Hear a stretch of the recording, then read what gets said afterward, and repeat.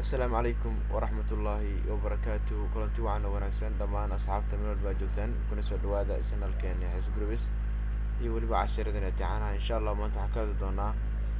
runantii eray dhaliyay muran fara badan ayna isticmaalaan soomaalida badankooda ereygaas oo u badan social media dadka qaarna ay isticmaalaan dhahaan ama qosolka ay u isticmaalaan lol lol ayaa maalmahan muran fara badan ka jiray waxyaabaha laga soo gaabshay dad baa iska isticmaalaya iyagoon ogeyn waxa laga soo gaabshay soo marka maanta waxaan fiirinaynaa magacaas iyo waxa uu u taagan yahay iyo waxa laga soo gaabshay moways ayaa loo fiiriyaa dad u isticmaala lol in laga soo gaabiyey laughing out loud qosolka ka isticmaalaan laakiin waxaa jira runantii erey kale oo khatar ah oo laga soo gaabiyey nin la dhihi jiray Lucifer ama Satan ama the devil runtii baaritaan dheer kadib waxaan soo helay magac kale oo laga soo gaabiyey maalmahana ku jiray social media ayaa laga soo gaabiyey oo ahay Lucifer our Lord. Lucifer waa sayidkeena ama waa rabbigeena ayaa laga soo gaabiyey lol waa Lucifer oo l laga soo qaatay iyo awa oo o ah iyo lord oo l ah so lol la soo gaabiyey markaan baaray Lucifer waxa laga wado waxaa ii soo baxday in la oran jiray nin sheegay jiray ilaahnimo magac kan saddex magac oo lahay waa Lucifer, Satan iyo the devil. Marka ninkan Lucifer ereygaas lol elta ugu horeysa waxaa laga soo gaabiyey Lucifer waa nin magaciis saddexda magac ayuu lahay waa Lucifer, Satan iyo the devil. waa nin runtii sheegay jiray ilaahnimo marka dadka lol soo gaabiyey waa dad gaala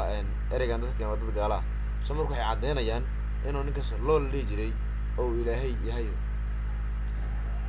Lucifer waa rabbigeen saas waa marka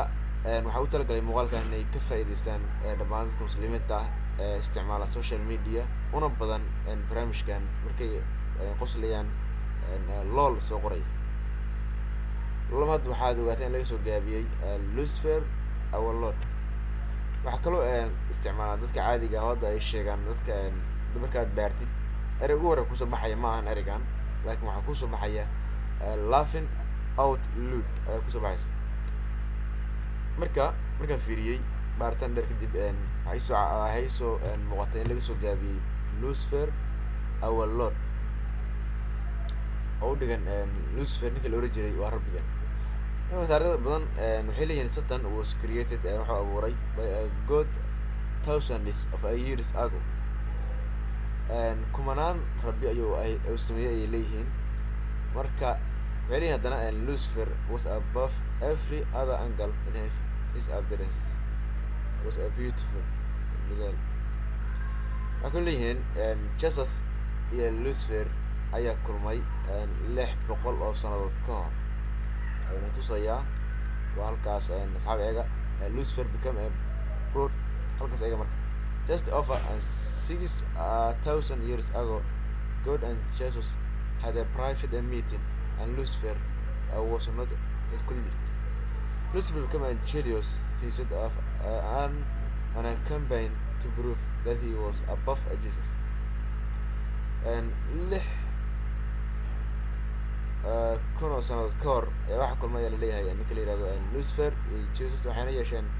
kulan qaas ah laakiin Lucifer ayaa waxa leeyahay wuxuu imaaday ama kama saayay waxay buunbuuninta ama dadka gaalada ah oo inay aaminsan yihiin isaga ay leeyihiin rabbi waa aaminsan yihiin ayuu kama saaray marka waxay leeyihiin wuxuu samaystay campaign si uu u caddeeyo inuu ka sarreeyo Jesus. marka waxaa soo baxay sanadadan dambe dad usoo lol ayaa soo baxday lolna waxaa laga soo gaabiyey Lucifer our Lord. Lucifer waa rabbigeen marka dadka muslimiinta dhammaan waa uga digayaa barnaamijkan isticmaala lol soo qora markay qoslayaan iska dhaafa walaalayaal waa runtii erey dhibkiisa leh ereyga laba macno ayuu leeyahay, waa laafin aw lutus waa caadi, laakiin kan kale ayaa daran oo ah lucifer aw lord. marka asxaabay laga digtoonaado wixii og inay ereygan wax kale laga soo gaabiyana commentiga oo kusoo qori karaan qaybtan youtube oo kusoo qori karaan commentiga erey kale oo laga soo gaabiyay hadday og yihiin ama ay yaqaanaan si ay dadku uga faa'iidaystaan una ogaadaan ereygaas macnihiisa. Assalaamu calaykum waraxmatullaahi wabarakaatuh.